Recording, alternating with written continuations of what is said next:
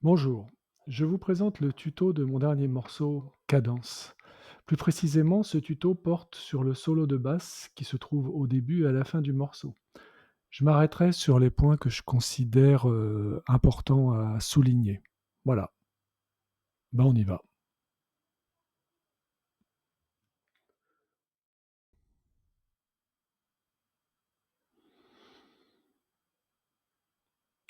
Bien, on va commencer par les 8 premières mesures. Je m'arrêterai particulièrement sur la 2e et la 6e mesure. Donc on démarre par 2 croches de La à vide, l'important étant de bien étouffer la seconde croche. J'y vais doucement donc.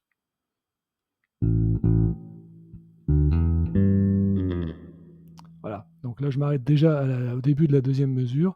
Vous avez vu que j'ai fait un glissé entre la 5e case et la 2e case. Donc on recommence et puis après je continue.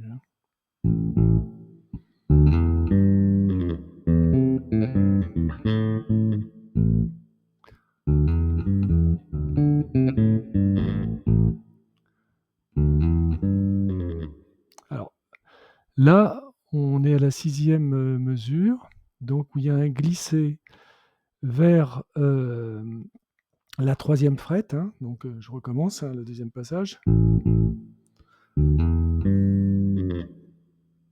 Voilà. Mais vous avez vu que voilà, je lâche, et là il va y avoir une note fantôme, une ghost note, juste avant de démarrer, de repartir sur la 3e et la 4e case de l'accord de Mi. Donc je recommence. Je recommence donc au démarrage de la 5e mesure. Vous voyez? Vous avez entendu? Voilà la ghost note que je joue, hein. Donc j'y vais maintenant, je vais jouer jusque à la 8e mesure.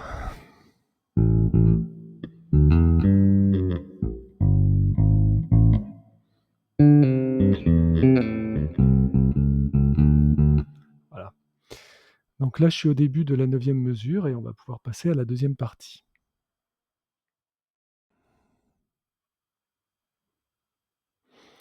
Maintenant, nous allons attaquer la partie qui va de la mesure 9 à la mesure 16. Dans cette partie, il y a plusieurs glissés ou slides pour ceux qui préfèrent.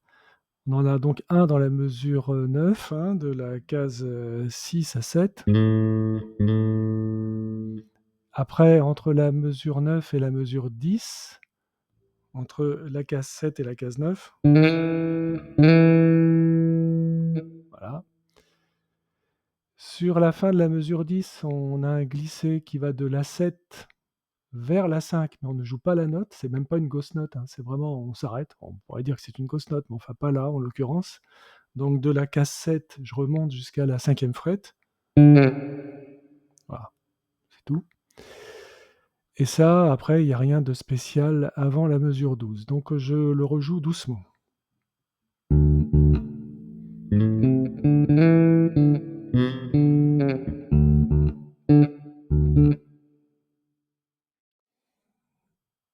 Bien, on va s'intéresser particulièrement à la mesure 12 avec le glissé aller-retour entre la case 5, 6 et retour à 5 en triple croche sur donc l'accord de sol.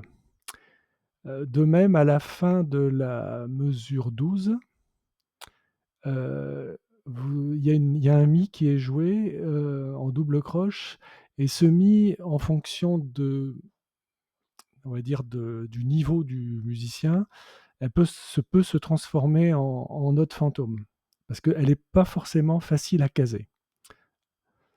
Donc j'y vais, là je joue doucement. Voilà. Donc cette fameuse, vous avez vu l'aller-retour, donc il n'y a rien de spécial, hein. Bon, c'est un petit effet sympa à faire quand vous faites des solos de basse. Euh, donc on se termine donc par ce mi que moi je joue, mais qui n'est pas forcément facile à jouer à la vitesse normale. Donc ça peut être une ghost note. Voilà. Et c'est pas très grave, ça change pas grand-chose. Voilà.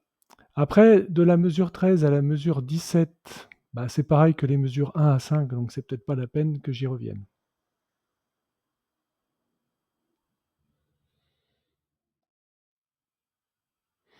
Bien, de la mesure 17 à la fin, il n'y a rien de particulier, si ce n'est pas mal de notes fantômes. Et ça commence tout de suite à la mesure 17, avec le Fa septième. Vous avez vu? Donc j'ai fait. Voilà. Cette fameuse note fantôme. Voilà. Donc là, on arrive à la mesure 19. La mesure 19, on va jouer en accord le mi septième. Et là, on va avoir un accord qui va être joué en note fantôme. Donc, mi. Et en remontant, voilà, voilà les notes fantômes. On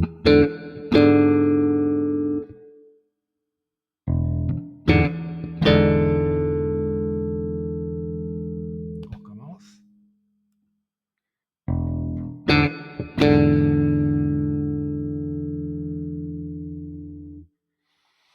Ensuite, on est sur la mesure 21. Alors là, on retrouve deux croches de La, hein, comme on a au début du morceau et au milieu, mais vous constatez qu'elles ne sont plus jouées en corde à vide.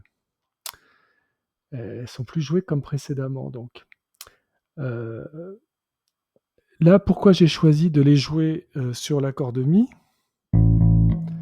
En fait, c'est une histoire d'ambiance. On va changer d'atmosphère. L'autre partie du morceau, c'est un peu jazzy. Et donc là, la basse, elle a un son beaucoup plus rond.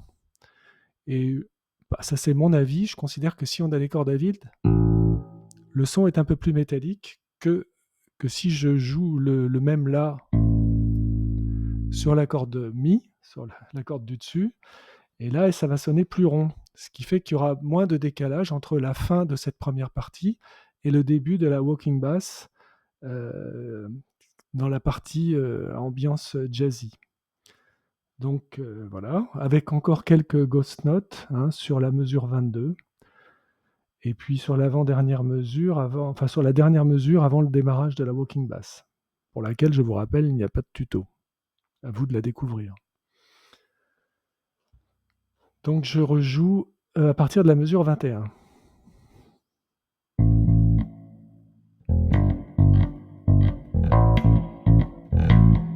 Voilà.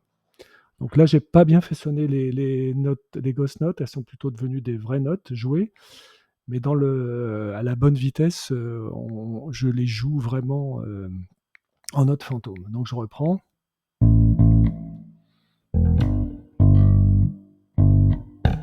Voilà. On recommence. Voilà la fameuse note fantôme de la fin de la mesure 22.